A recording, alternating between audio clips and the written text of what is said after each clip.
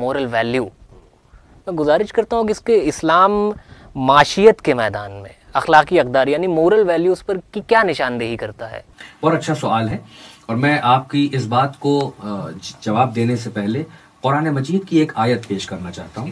اور اس آیت میں دیکھیے قرآن مجید نے ہم کو ایک سسٹم دیا کہ جہاں پر بھی امیر طبقہ ہے جس کے پاس ریسورسز ہیں اور وہ ریسورسز کو آسانی سے ایکسس کر سکتا ہے، جس کے پاس مال فراوانی میں ہے، اس کے لیے قرآن نے ایک اصول بتایا کہ یہ سورہ حشر کی آیت نمبر 7 ہے، جس میں کہا کہ کئی لا یکون دولتم بین الاغنیاء منکم.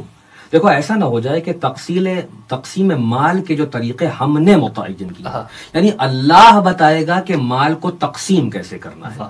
اصلاً مولا کائنات نے علیہ الصلوۃ والسلام نے نہج البلاغہ میں فرمایا کہ مال اصل میں خدا کا ہے، اور یہ اس کا کرم ہے کہ اس نے اپنی ملکیت میں تم کو بھی شریک کر لیا ہے کہ اپنے ہی مال کو تمہیں عارضی طور پر ٹیمپررلی تم کو کہا ہے کہ تم بھی مالک ہو.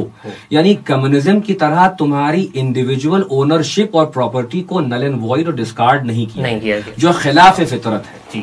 فطری طور پر انسان جب محنت کرے گا تو جو مال ارن کرے گا وہ اس کا مالک ہے، وہ اس کو ڈس اون نہیں کر سکتا ہے.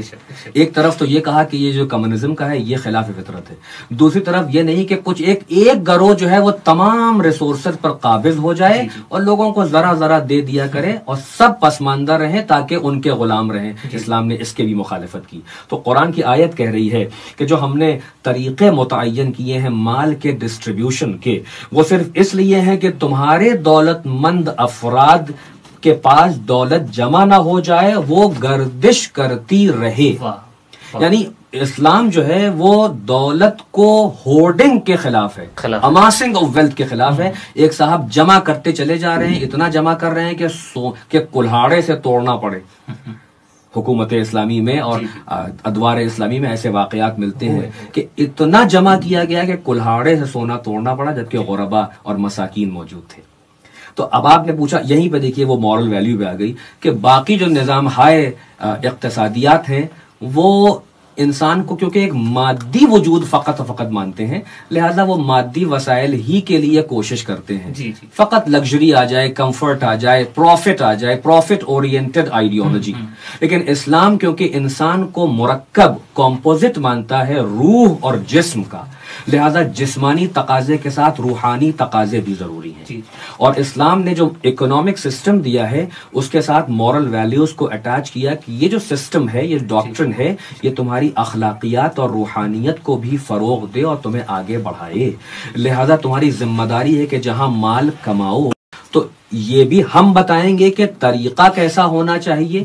یعنی حلال طریقے سے مال کماؤ، حرام طریقے سے مال نہ کماؤ.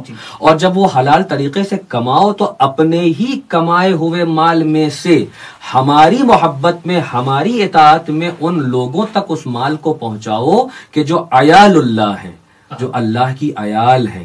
ہم نے تم کو اپنا امین بنایا ہے، تو اس مال کو اپنے پاس جمع نہ کیے رہو، بلکہ جو تمہاری ضرورت ہے اس پہ خرچ کرو، اور سال میں آ کے اس کا جو 20واں حصہ جو 20% ہے وہ نکال دو.